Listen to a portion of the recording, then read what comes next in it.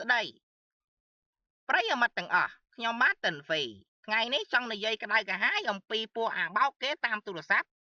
ថាឈ្នះរង្វាន់រងដុល្លារចំនួន$10000កុំជឿវាអីពួកហ្នឹងជាអ្នកបោកប្រាស់ទេខ្ញុំក៏មានសម្បត្តិមួយដែរប្រាប់អ្នកទាំងអស់គ្នាអំពីបញ្ហានេះ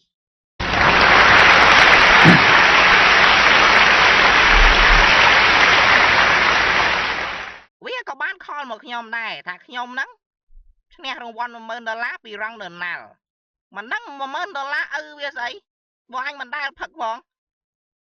បើថាលេខខ្ញុំហ្នឹងត្រូវបានគេចាប់បានហើយគេតេមកតេបកាច់យកស្អី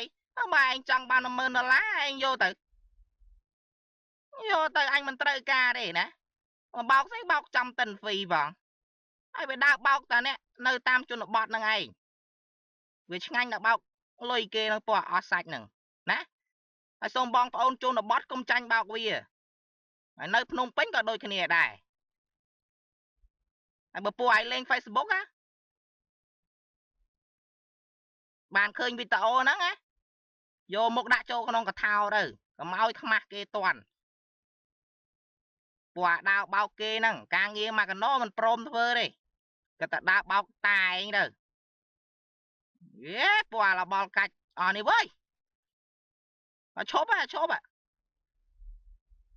ឈប់បោកគេ